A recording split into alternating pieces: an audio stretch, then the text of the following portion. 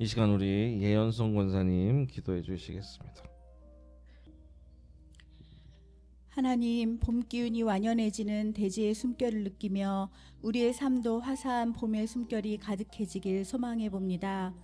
힘든 겨울이었습니다. 3월의 절반을 보내고도 우리 사회는 황량한 겨울입니다. 주여. 건강하지 못한 이 나라의 상황을 불쌍히 여겨 주옵소서. 아멘. 이 땅에서의 외침은 욕망으로 가득 찬 폭력의 외침이 아니라 정의와 올바른 가치관을 향한 연대의 외침이 되길 원합니다. 아멘. 이 땅에서의 침묵은 무관심과 방관의 침묵이 아니라 참된 기다림을 통한 고민과 인내와 지혜의 깊어짐이길 원합니다. 아멘. 사순절 기간을 보내며 교회가 하나님의 마음을 잘 담고 있는지 돌아봅니다. 주여. 하나님의 마음에 등 돌려 앉은 교회, 하나님의 눈물을 외면하는 교회, 사회 현상에 공감하지 못하고 이익에 예민한 교회.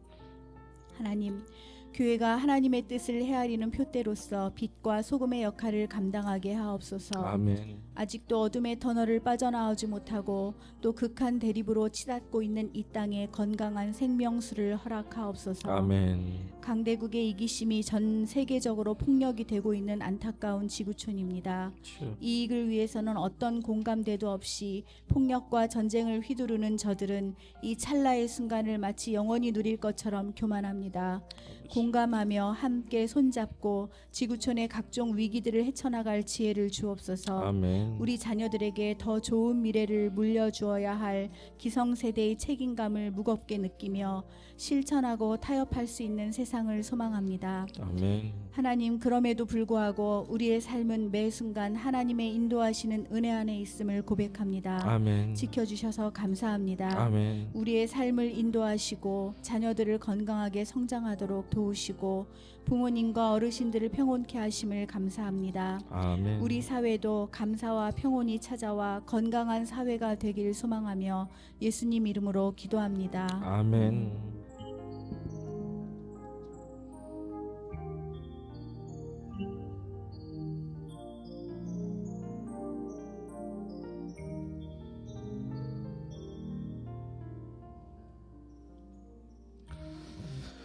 오늘 말씀은 다니엘서에서 보겠습니다. 다니엘서 1장 8절에서 20절까지예요. 좀 길죠.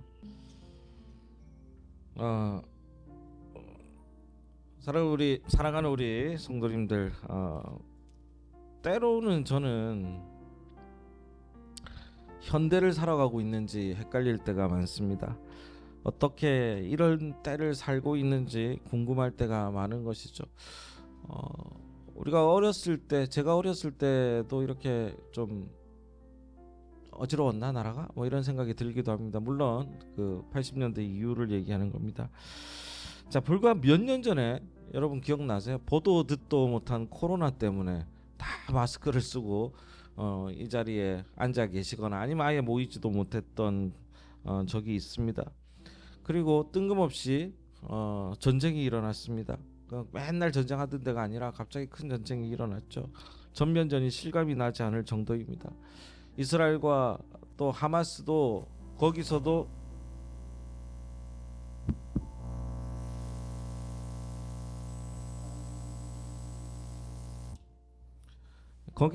전쟁이 일어나서 때로는 참 이게 무엇을 하는 건가 싶기도 합니다. 전쟁은 죽음을 낳게 되고 어떤 것이든 하나님이 원하는 것은 아닙니다. 하지만 인간은 어리석게도 온갖 명분으로 욕심을 실현시킵니다. 죽으면 세상 사람들 말로 무슨 소용이 있습니까? 아무리 좋은 일이라고 할지라도 하나님께서 이 땅에 우리를 보내주셨고 이 아름다운 세상에서 우리는 충분히 하나님의 그 은혜와 축복을 누릴 자격이 있음에도 불구하고 그 어린 나이에 전쟁에 이끌려서 죽어갈 수밖에 없는 많은 영혼들을 우리가 보기도 합니다. 북한이 러시아군에 투입됐다고 하지 않습니까? 북한군 병사들 보면 북한이라서 나쁜 게 아니라 그 북한의 지도자들이 정치적인 이유 때문에 그 청년들 그리고 그 아이들이죠. 뭐 17세부터 20살 정도 되는 24살 정도 되는 이들을 전쟁터로 몰아넣어서 엄청나게 많은 사상자가 생기기도 합니다. 게다가 이 나라는 혼란 그 자체에 있는 중입니다. 위정자들이 나라를 극심한 대립에 놓이게 하고 서로 반목하게 만들었습니다. 다들 힘들고 어려운 시기를 보낸다고 할 정도입니다. 저도 스트레스가 많아요. 무슨 내란성 뭐 불면증이니 뭐 이런 얘기 많이 하지 않습니까? 그런데 성경에도 보면 결국 인간의 삶이라는 게 전쟁의 역사이기도 합니다. 전쟁이 계속 일어나요. 많이 일어납니다. 가나안 아브라함이 나와서 나중에 모세 때부터 시작해가지고 가나안 땅 들어갈 때부터 계속 전쟁이에요. 전쟁. 근데 하나님을 등에 업고 있던 이스라엘은 지기도 많이 졌습니다. 근데 대패하기도 해요. 나라가 없어졌습니다. 오늘 장면이 바로 그 장면이에요. 온 국민이 뿔뿔이 흩어졌습니다.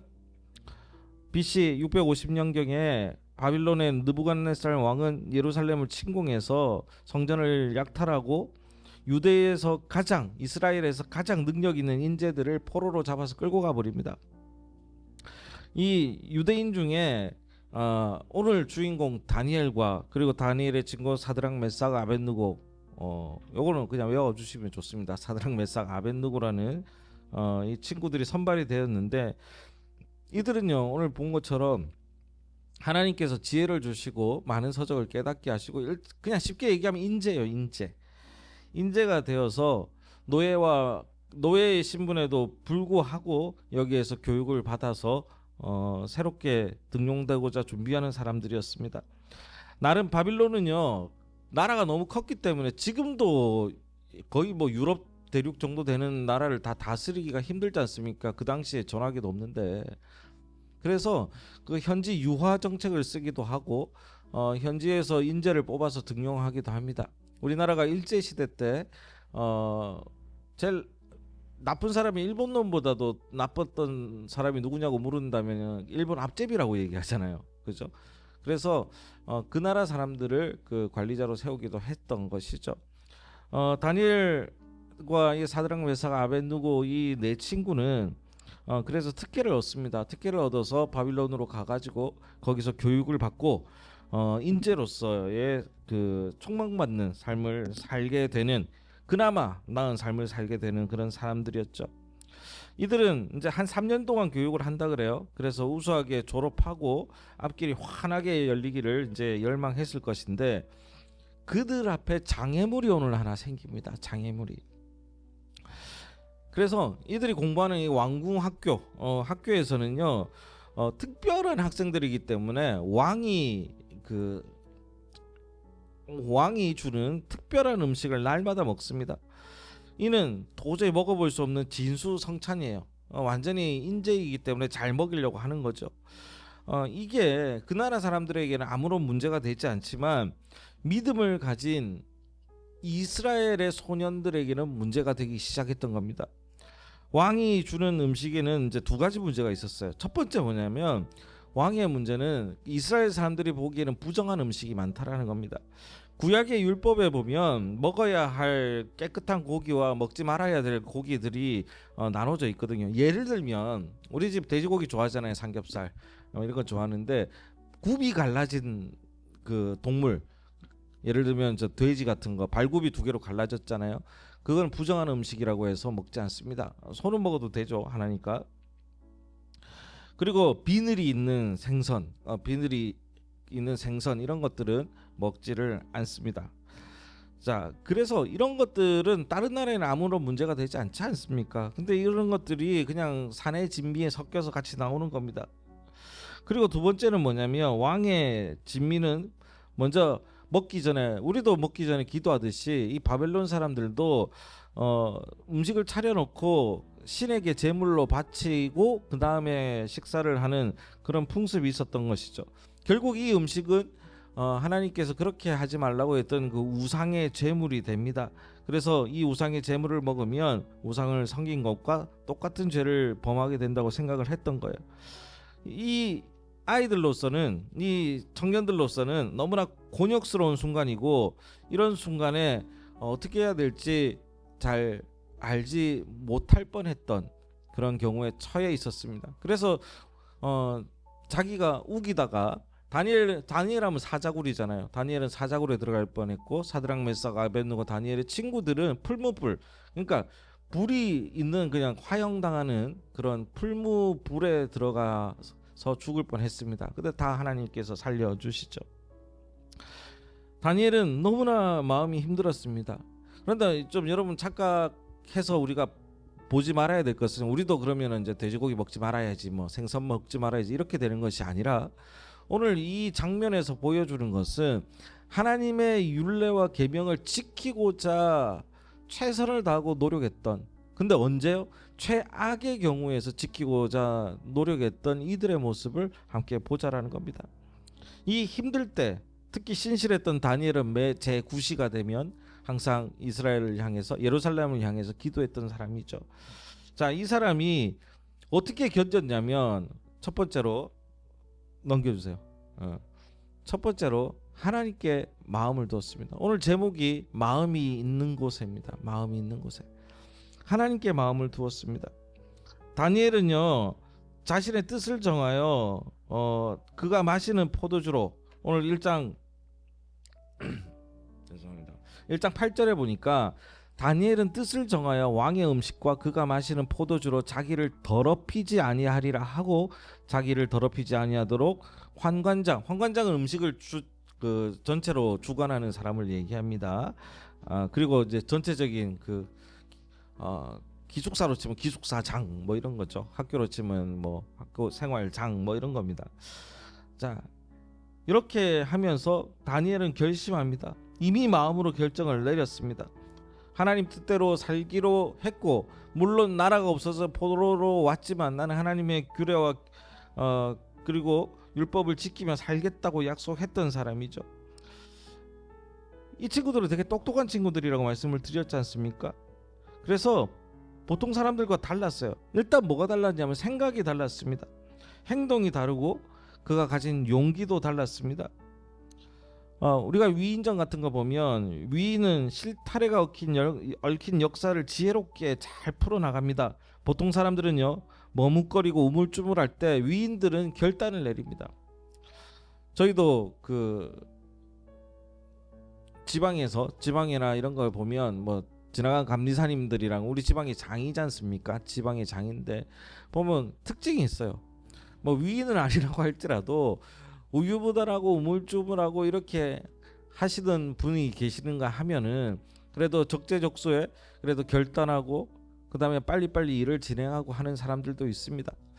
보면 다 알아요. 사람들도 너무 답답해 죽으려고 그럽니다. 지금 이 순간만 빨리 지나는 목사님도 있을 정도죠. 아무튼 이 다니엘은요, 되게 결단하고 빨리빨리 생각을 하고 거기에 따라서 용기 있게 행동했던 사람이기에 나는 죽을 때 죽더라도 하나님의 뜻을 따르겠다라는 얘기를 합니다. 그리고 마음을 하나님께 두는 것이죠. 그는 하나님에 대해서 어릴 때부터 교육도 받았겠지만 하나님을 위해서 무엇이든지 할 수 있었던 사람입니다. 그런 사람이 이스라엘의 조상 중에도 있죠. 그게 누구냐면 아브라함입니다. 아브라함이 똑똑하고 그랬던 거 아니에요. 아브라함이 얼마나 나쁜 사람이기도 합니다. 아내를 팔아먹으려고 했잖아요. 아내를 팔아먹으려고도 하고 정말 인간적인 사람입니다. 그런데 아브라함이 하나님께서 고향을 떠나서 내가 내게 명령한 땅으로 가라라고 했을 때 75세였습니다. 75세가 되었음에도 불구하고 아브라함은 알겠습니다 하고 바로 떠납니다. 근데 아브라함 딸랑 떠나는 게 아니에요. 그 아브라함을 따르던 한 족장 민족 전체가 떠나는 거예요. 그 결정을 하고 아브라함은 떠납니다. 하나님에 대한 신뢰와 사랑이 있기 때문인 것이죠. 여러분, 거기다가 아브라함이 그렇게 원했던 축복이 뭔지 아세요? 아브라함이 가장 원했던 게 뭐예요? 그렇죠. 아브라함이 가장 원했던 것은 아들입니다. 아들. 그것도 정실을 통해서 낳은, 사라를 통해서 낳은 그 아들을 바라는 거예요. 그래서 아들, 그 귀하고 귀한 아들을 결국 100세가 되어가지고 아들을 낳게 됩니다. 아들을 낳았는데 그 이름이, 아브라함의 아들의 이름이 뭐죠? 이삭. 영어로는 여러분 많이 들어보죠. 아이작 뭐 이렇게도 얘기합니다. 이삭입니다. 이삭을 낳았는데 하나님께서 주신 아들이 하나님의 뭐라고요? 축복이었다고 했잖아요. 그랬는데 하나님이 뭐라고 얘기하냐면 한번 시험해봐야겠다라고 생각하셨는지 내가 준 축복을 도로 달라 그래요. 네 아들을 제물로 바쳐라. 그냥 성전에 갔다 해서 뭐 신학 공부 시켜가지고 목사 만드는 게 제물로 바치는 게 아니에요. 제물로 바치는 건 뭐냐면 실제로 옛날처럼 배를 가르고 피를 빼가지고 태워서 하나님께 드리는 게 바로 제물로 바치는 겁니다. 아니 축복을 주셨는데 도로 가져가. 그런데 아브라함은요 얼마나 힘들었는지 몰라요. 그냥 우리가 지금 오해하고 있는 게 다른 어떤 목사님들이 설교를 이렇게 하던데 너무 그냥 간단하게 이해하고 가서 바쳤다고 하는데 아닙니다. 일단 아내한테 알리지 않았어요. 아내한테 엄마한테 알리면 어떻게 될까요? 뭐 이혼뿐만 아니라 맞아 죽을 수도 있습니다. 75세가 100세가 넘었기 때문에 아내한테 알리지 않고 그 다음에 아들한테도 알리지 않아요. 그리고 그 아들을 데리고 이렇게 산으로 하나님이 명하신 산으로 가는데 하인들이 쭉쭉 따라다녀요. 하나의 족장이기 때문에. 근데 하인들도 멀리 두게 하고 되게 계획적으로 그리고 되게 마음을 굳게 먹고 행동합니다. 그러면서 그 괴로움이 묻어나고 있는 거예요. 아들 바치라고 했대. 그냥 바쳐야지. 이게 아니라니까요. 그 인간적인 고뇌 가운데서도 하나님이 하신 그 명을 따라 살려고 하는 그 아브라함의 그 고뇌와 괴로움이 있었다라는 얘기시죠.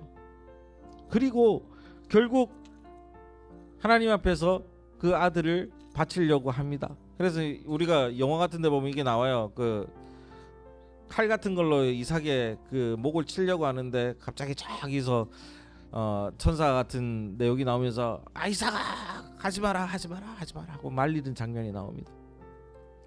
어떤 면에서 그렇게 무식하게 하나님을 사랑했던 사람인 것이죠. 베드로도 마찬가지입니다. 예수님께서 찾아와서 손 내밀었을 때 예수님께 나는 이제부터 마음을 두겠다라고 결심하자마자 모든 것을 베드로가 어부거든요. 그물질 하고 있다가 다 던져버리고 그냥 예수를 따라갑니다. 그리고 제자가 됩니다. 사랑하는 우리 성도님들, 우리가 하나님께 마음을 둔다는 것은, 하나님께 우리의 마음이 있다라는 것은 결단과 결심이 분명하게 되고 용기가 생긴다는 얘기도 합니다. 그래서 우리는 힘들고 괴롭고 뭔가를 결단해야 될 때 하나님께 마음을 두어야 하는 것이죠. 두 번째는 사랑하는 사람들에게 마음을 두었습니다. 우리는 주변에 보면 뜻을 정한 친구들과 교제를 나누며 좀 살 수 있어야 됩니다. 그 얘기는 우리가 함께 하나님을 믿기로 한 이들과 같은 공동체에서 있지 않습니까? 친구라고 해서 나이가 같은 사람이 아니라 우리의 마음을 같이 할 수 있는 사람들을 얘기하는 것이죠. 그래서 다니엘의 친구 사드락 메삭 아벳느고는 다니엘 3장에 보면 이렇게 나와요. 우리는 하나님의 뜻을 따르겠습니다. 그리고 우리가 섬기는 우리 하나님이 이제 너희들을 이제 풀무불에 빠뜨린다고 하니까 풀무 가운데서도 능히 건져내시겠고, 하나님이 그 불 가운데서도 우리를 능히 건져내시겠고 왕의 손에서도 건져내실 겁니다. 그러나 이 뒤에 고백이 더 중요한 게 뭐냐면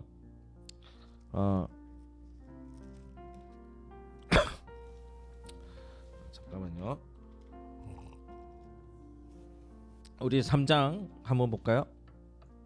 3장 18절 보겠습니다. 17절에 풀무 가운데 이제 들어가게 됐는데 능히 하나님이 우리를 그 불타는 불 가운데서도 능히 건져내시겠고 왕의 손에서도 건져내실 것입니다. 그리고 18절 함께 읽어봅시다. 시작. 그러나 그렇게 하지 아니하실지라도 왕이여 우리가 왕들의 신들을 섬기지도 않고 왕이 세우신 금 신상에도 절하지도 아니할 줄을 아옵소서.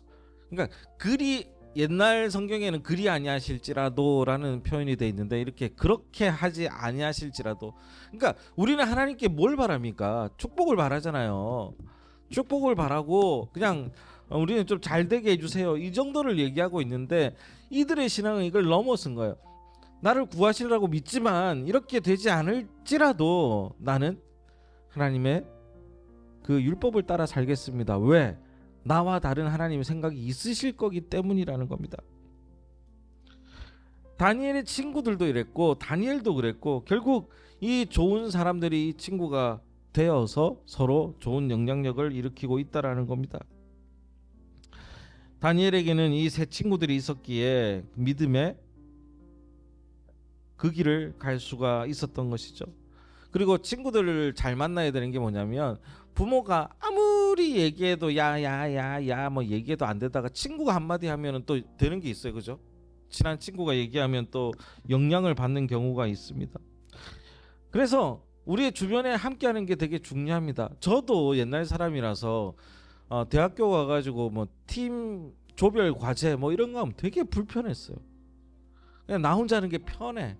근데 이제 외국 같은 데 보면 맨날 이러잖아. My people, your people 이러면서 We are the team 뭐 이렇게 얘기하면서 팀을 되게 강조하고 협력하고 그다음 집단지성을 되게 중요시 여깁니다. 좋은 사람이 우리를 좋은 상황이 좋은 사람들이 주변에 있는 이들이 우리를 발전시키는 것이죠. 예수님도 마찬가지입니다.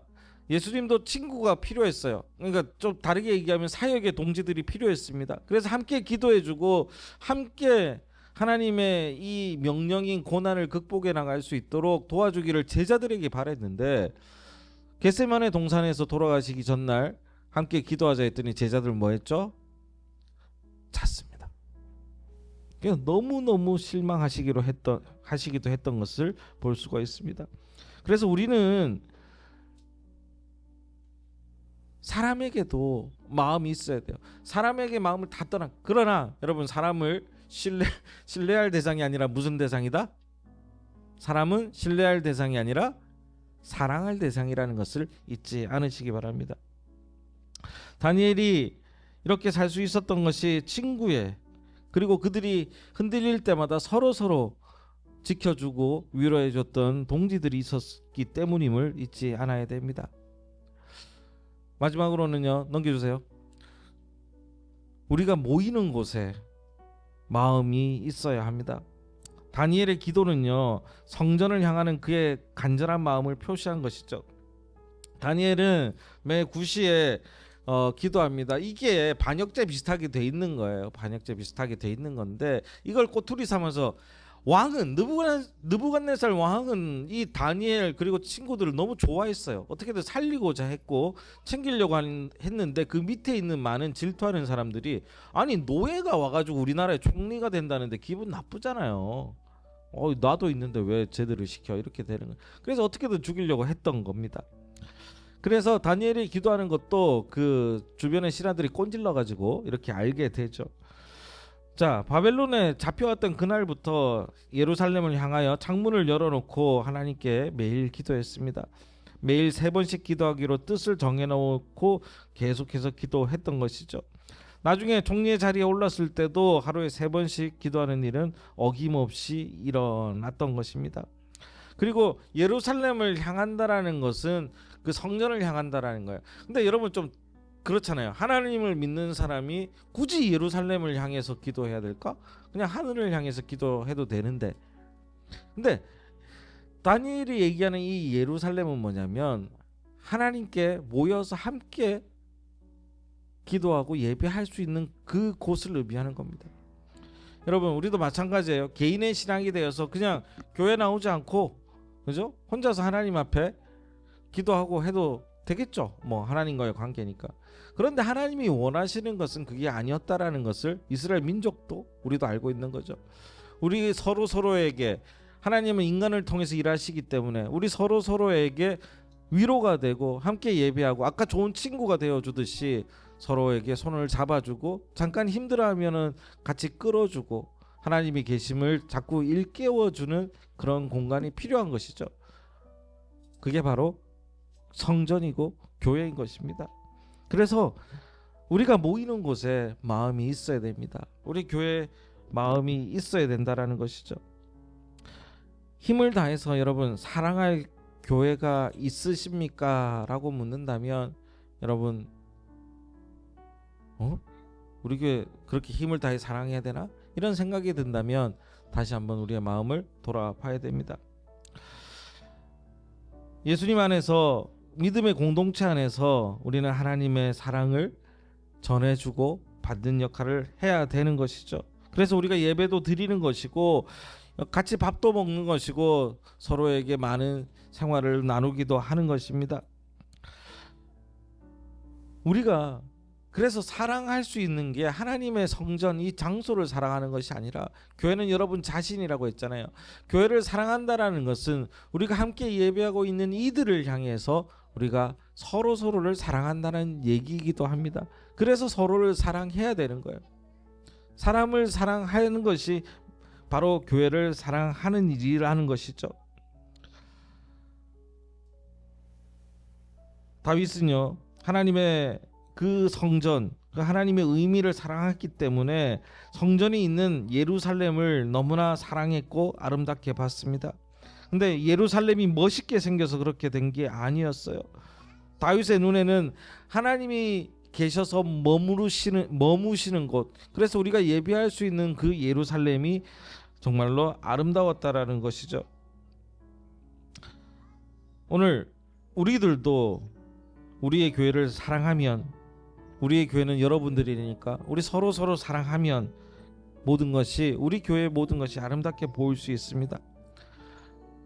제가 여기 좀 다시 한번 생각한다 그랬더니 우리 디자인하는 친구가 뭐 다 갖다 버려 뭐 이렇게 얘기하던데, 여기서 그리고 새로 짜자 이렇게 얘기하시던데, 야 제가 이 강대상 바꾸고 뭐 밖에 뭐 하고 이런다고 해서 교회가 이뻐질 수는 있겠지만 아름다워지는 것은 아니라고 생각합니다.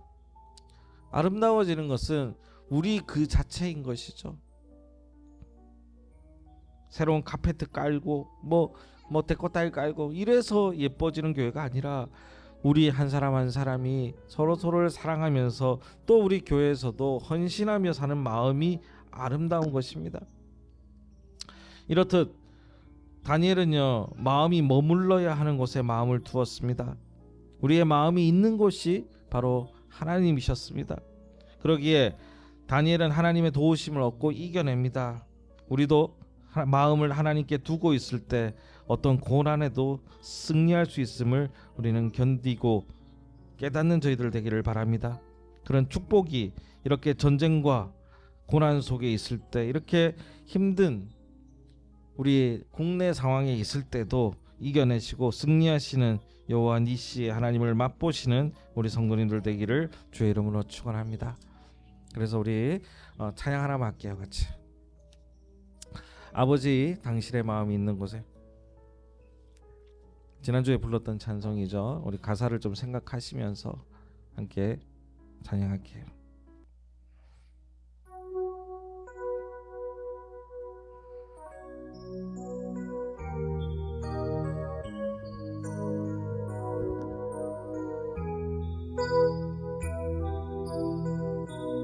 아버지 당신의 마음이 있는 곳에, 당신의 마음이 있는 곳에 나의 마음이 있기를 원해요. 아버지 당신의 눈물이 고인 곳에 나의 눈물이 고이기를 원해요. 아버지 당신이 바라보는 영혼에게 나의 두 눈이 향하길 원해요. 아버지 당신이 울고 있는 어두운 땅에 나의 두 발이 향하길 원해요. 나의 마음이 아버지의 마음 알아. 내 모든 뜻 아버지의 뜻이 될 수 있기를, 나의 온 몸이 아버지의 마음 알아. 내 모든 삶 당신의 삶 되기를 하나님 감사합니다. 아버지, 당신의 마음이 있는 곳에 우리의 마음이 있게 하여 주시옵소서. 당신의 눈물이 고인 곳에 우리의 눈물이 고이기를 원합니다.